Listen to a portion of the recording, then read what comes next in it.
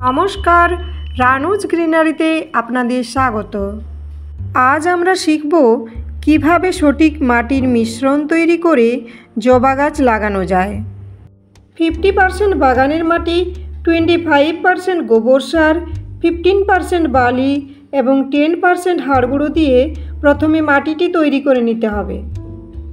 আমি এখানে হাড় গুঁড়োর পরিবর্তে ডিমের খোলার গুঁড়ো ব্যবহার করেছি। ডিমের খোলাগুলো ভালো করে জলে ধুয়ে রোদে শুকনো করে আপনারা গুঁড়ো করে ব্যবহার করতে পারেন। এর সঙ্গে আমি 1 চামচের মতো ডিএপিও ব্যবহার করেছি। এরপর সমস্ত জিনিসগুলি ভালোভাবে হাত দিয়ে নেড়ে মিশিয়ে নিতে হবে। মিশ্রণটি তৈরি হয়ে গেলে একটি বস্তায় ভরে 7 দিন একটি ছাওয়া জায়গায় রেখে তারপর এটি ব্যবহার করতে পারেন। আমি এখানে একটি 12 ইঞ্চির মাটির টব নিয়েছি। টবের নিচে ছিদ্র আছে কিনা অবশ্যই দেখে নিতে হবে। ছিদ্রটিতে 1 টুকরো পুরনো টবের ভাঙা অংশ দিয়ে দিলাম, যাতে জল জমে না থাকে।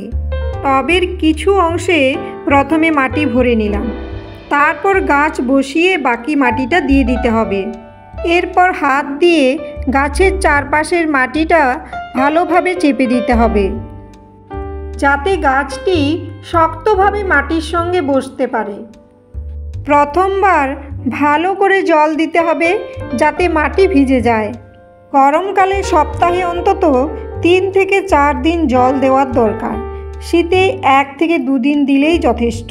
জবা গাছ সরাসরি 5 থেকে 6 ঘন্টা রোদ পছন্দ করে। এইভাবেই পরিচর্যা করুন। ভিডিওটি দেখার জন্য অসংখ্য ধন্যবাদ। যদি ভালো লেগে থাকে অবশ্যই লাইক, শেয়ার, সাবস্ক্রাইব করে দেবেন।